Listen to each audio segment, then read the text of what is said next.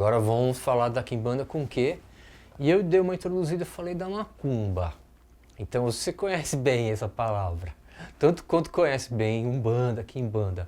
Ultimamente, essa palavra tem um peso pejorativo, mas vamos analisar? A primeira coisa é assim, todo mundo concorda que a origem da macumba realmente é naquele pequeno instrumento que às vezes tem chamado como berimbau de boca?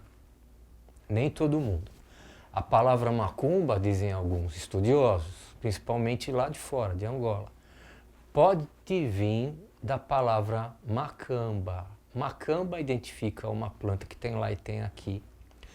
Da onde são trançados tipo fibras, assim vamos imaginar, uma fibra mais dura. E essa fibra é usada para amarrar madeira e fazer um bom telhado, ou ripas que a gente coloca na casa. E isso a gente encontra, essa estrutura a gente encontra mais no campo, vamos chamar assim, na zona rural. Então a tal da macumba identificaria uma pequena casa, uma humilde casa, provavelmente a casa do quimbanda. Imaginou? O quimbanda está na macamba e ele está profundamente identificado, porque é uma figura do povo simples e rural, sobretudo, que mais tarde é trazida para o meio urbano, identificada com a macamba. Quimbanda, macamba, de onde veio macumba, e às vezes, em alguns lugares, a tal da planta macamba é chamada macumba mesmo. Então a macumba é a casa do quimbanda. E aqui no Brasil ela virou um sinônimo da prática do quimbanda. Quando a quimbanda com K, como nós vamos depois estudar, ela vai se diluindo na quimbanda com Q. E é essa agora que eu estou falando esse tempo, embora a gente vai voltar nele. A quimbanda com o tal do Q nasce da macumba. O que era a macumba carioca? A macumba carioca era um grande culto libertário, não era magia negra. Quem inventou essa história de baixo espiritismo e magia negra para a coitada e a querida macumba foi a classe média, vamos chamar assim, a aristocracia, o resquício de aristocracia carioca, aqueles que tinham dinheiro, aqueles que tinham práticas religiosas que identificavam que a prática que não era dele, ou seja, a prática religiosa dos outros, que não era dele, era do diabo. Se não era do diabo, era baixo espiritismo, porque já se conhecia o alto espiritismo, né? Daquele que podia ler, daquele que conhecia o espiritismo recém-chegado da França, junto com outro pacote um pouco mais refinado. Essa foi o início do espiritismo, que chegou para o Nordeste, Bahia, e chegou lá no Rio de Janeiro depois. Então, por isso, baixo espiritismo. Magia negra já se conhecia, né? Vou dizer assim. Então foi rotulado. Por quê? A macumba não era tão organizada quanto os cultos de nação. Hierarquicamente, as cerimônias, os rituais, a liturgia, a oferenda, tudo. Era à vontade. Então, se você chegava, a gente tomou o avião, foi para Angola, se a gente voltasse no tempo, subiu o morro, na sexta-feira, que é o dia tradicional da macumba, né? A gente adentrava numa humilde casinha, ou mesmo numa estrutura de terreiro, ou seja, não era um lugar coberto, mas era um lugar cercado onde a coisa estava acontecendo. Só o santuário era coberto de um casebre, uma maloca. Então a gente chegava lá, o culto se iniciava sexta-feira à noite e acabava no sábado de manhã. Então ao longo da noite se manifestavam as entidades. Que entidades? Todo mundo. Começava a louvação, começava a tocar tambor, e os médiuns, que nunca fizeram na macumba um desenvolvimento mediúnico, isso é uma coisa bem depois, né?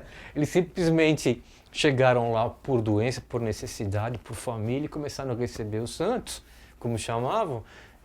Ali tinha um ogum baixando, ali tinha uma pombagira rodando, acolá um preto velho sentado num banquinho, ali um caboclo enfumaçando o seu cliente. E assim era a sessão. Não tinha gira temática, como a gente fala na Umbanda, não. Essa sexta-feira é gira de baiano, a outra vai ser esquerda, e na outra, a terceira gira do mês, obrigatoriamente, é tal, tal, tal, né? Cada terreiro gerencia. Não, a macumba era todo mundo junto. Não tinha senha, Não tinha nada disso. Você chegava, você ia ser atendido pela entidade que você gostava mais, se identificava mais, o que a Ucambô não indicava para você. Não, essa resolve seu problema de saúde, esse caboclo atende essa parte de saúde, o passe dele, as ervas que ele receita, é esse mesmo. Não, aquele preto velho para problema amoroso. Então você ia criando afinidades ao mesmo tempo que existiam os especialistas, era como um grande hospital. E fora essa parte operacional de especialista, existia o prazer de você ir lá conversar com o Exu, que não tinha gira de esquerda, não tinha gira de direita, Macumba era essa grande, a gente fala, essa gira libertária onde tudo pode, né? Então você estava o Exu ao lado do preto velho e você ia conversar com o Exu porque eu gosto dele, né? Então não era nem às vezes a questão da necessidade, por simpatia.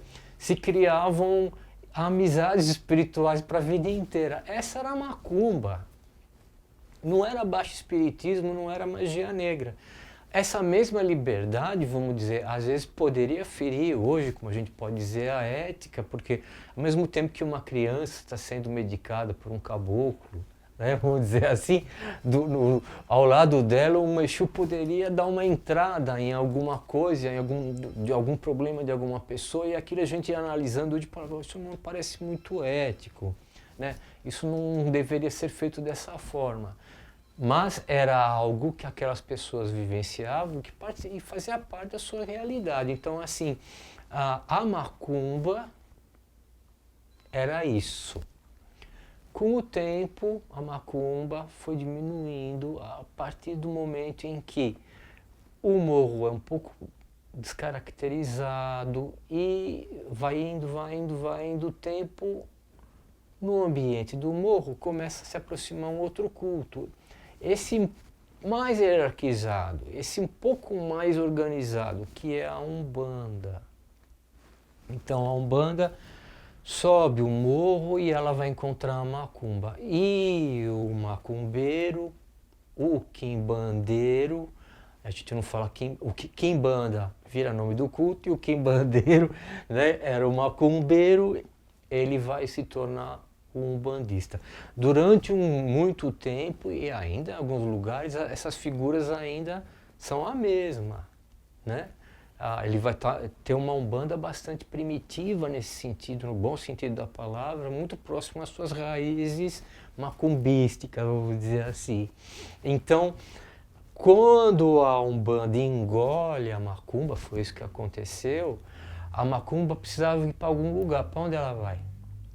A Umbanda imediatamente identifica duas formas de atuação. E está muito claro que uma forma de atuação não daria passagem para outra. O organizado não dava passagem para o caos, que é a macumba, a liberdade da macumba. Então vai nascer algo que a gente chamou de direita, depois ganha o peso, a gente fala mesmo, e se nasce a direita, a esquerda por si só vai nascer também, e essa esquerda, ex-macumba, precisa de um nome. E o nome que vai ser dado é Quimbanda, porque o nome já era conhecido, o nome já existia, a função do seu protagonista já existia. O que vai ser novidade é que espíritos que frequentavam e trabalhavam num todo vão ser departamentados, enquanto a direita ficou privilegiadamente com o preto velho caboclo, os orixás e tudo, a esquerda vai ficar com aqueles expulsos, com aqueles que não têm o direito de estar mais na direita, eles vão estar na esquerda, que são os Exus e as Pombagiras. Entidades que pertenciam ao universo macumbeiro e que antes eram do universo quimbandeiro. Né? Nós vamos falar, para quem banda com K, quem é a Pombagira? Para quem banda com K, quem é o preto velho que se transformou no Exu? Porque lembra que o nosso irmão lá na África, e ainda hoje estava recebendo o que? O ancestral. O link fizemos com o preto velho. Então, imediatamente, até porque o K não faz parte do nosso alfabeto, nós vamos chamar a quimbanda com o quê? E assim, essa quimbanda enraizada na Umbanda, ou essa quimbanda, para alguns, complemento da Umbanda, existe até hoje, é grafada com a letra Q, com o mesmo significado da letra K, que existe no quimbundo, mas não existe no nosso português. E hoje em dia, então, temos a Umbanda, e embora a Umbanda brasileira nasce com a revelação do Caboclo das Sete Encruzilhadas, através de seu médium especial, escolhido, o José Fernandinho de Moraes, a palavra já existia, consulte um dicionário de quimbundo. Não inventei isso, nem a internet, nem nenhum livro inventou. Existe a palavra lá, a palavra está no dicionário, a palavra tem artigos, em tese e tudo. Né? Então a palavra Umbanda já existia, ela é ressignificada aqui no Brasil. Ela é ressignificada como uma neo-religião, uma religião nascida aqui, uma religião nativista brasileira que tem elementos nossos, oriundos, você sabe a história, né? Da realidade indígena, mas também da contribuição do negro e do branco, bem divididinho, porque entra a parte católica, a parte espírita, onde a Umbanda de Zélio se espelha. Ela não se espelha na prática do macumbeiro, do quimbanda propriamente dito, se espelha no ministério do médium kardecista. Então, a Umbanda, ela guarda, querendo ou não, mesmo aqueles umbandistas que não são tão favoráveis, né, a uma esquerdização, ou que trabalham com muita, existem tendências assim dentro da Umbanda, com muita ressalva, com os Exus, com as pombagiras, eles estão fazendo quimbanda toda vez que eles têm uma gira de esquerda, porque abrindo-se uma gira de esquerda é o universo da macumba, essa macumba sadia que nós estamos falando sem o sentido pejorativo, que está lá vivo. É o universo do quimbanda de Angola que está lá vivo. É esse universo da quimbanda Conquê, lá do morro, que está lá vivo.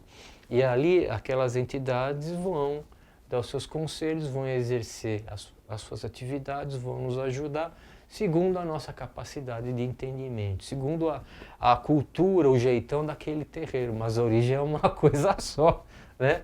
Então aí você tem claro hoje a quimbanda com K, a quimbanda com Q. Se é fácil encontrar quimbanda com Q, porque a rigor, pelo menos simbolicamente, conceitualmente, toda gira de esquerda acaba sendo uma quimbanda com Q, ou tem elementos, a quimbanda com K, onde está? Né? Então, a quimbanda com K não morreu no Brasil.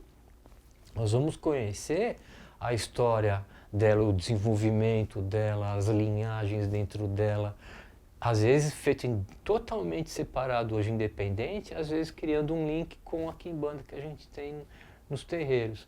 Então, aí a gente se pergunta, puxa, mas pode existir um terreiro de quimbanda com K? Ou pode existir um terreiro só de quimbanda com Q? E se apague o rótulo de Umbanda, se apague a prática umbandista dita de direito? Pode. É mais raro no caso da quimbanda com K. Hoje, com a internet, alguns ouviram a palavra e estão usando essa palavra, se apropriaram, isso sobretudo nos meios urbanos, assim, um pouco mais esclarecidos de informação até a internet. Mas, se isso está acontecendo, não condiz à realidade. Por quê? Porque nós vamos estudar, nós vamos ver que os centros ou terreiros de quimbanda com K, eles são fechados, eles não são abertos ao público. Então não justifica uma placa, um site. Então não justifica de quimbanda com K. Já alguns terreiros que optaram por uma prática mais quase cotidiana de atendimento ao público só com Exu e Pombagira, é um terreiro de quimbanda. Nós encontramos, né?